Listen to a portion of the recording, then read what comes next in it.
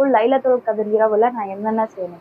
First இந்த லைலத்துல் கதிர் இரவே கியாமுல் லைலுக்காக தான். ஸோ இரவு தொழுகைக்காக தான். ஃபர்ஸ்ட் இரவு தொழுகையில நின்று தொழுகிறதுல அதிகமா கான்சென்ட்ரேட் பண்ணணும். நின்று தொழுக முடியலையா உட்கார்ந்தாச்சு தொழுகணும். ஸோ தொழுகையில அதிகமா கான்சென்ட்ரேட் பண்ணணும். ஏதோ ஒரு 20 ரக்காயத்து ஏதோ ஒரு 8 ரக்காயத்து ஃபாஸ்டா தொழுகை முடிக்கிறேன் அப்படின்ற மாதிரி இல்லாம தொழுகை நேரத்தை அதிகப்படுத்தணும் இன்ஷா அல்லாஹ். ரெண்டாவது இது குர்ஆன் இறக்கப்பட்ட நேரம். ஸோ அப்போ குர்ஆன் அதிகமா தொடர்புல இருக்கணும்.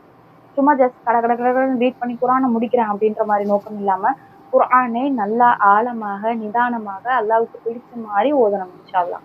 ஸோ எந்த அளவு நம்மளால முடியுமோ அந்த அளவு ஸ்லோவா ஓத ஆரம்பிப்போம் இன்ஷா அல்லாஹ். அதுக்கப்புறம் அந்த குர்ஆன்ல இருக்கக்கூடிய விளக்கத்தை நம்ம வாழ்க்கையா மாற்றணும். அப்ப ஏதாவது ஒரே ஒரு வசனமாவது எடுத்துட்டு இதுல என்ன விளக்கம் சொன்னா அதை எப்படி நான் வாழ்க்கையா மாத்திக்கிறது அப்படின்றதுல நம்ம கான்சென்ட்ரேட் பண்ணலாம். மூணாவது விஷயம், இந்த 3 விஷயத்துல ஈடுபடணும். என்ன 3 விஷயம்? அல்லாஹ்வை புகழ்றது, அல்லாஹ் கிட்ட பாவ மன்னிப்பு கேட்கறது, அல்லாஹ்வுக்கு நன்றி சொல்றது.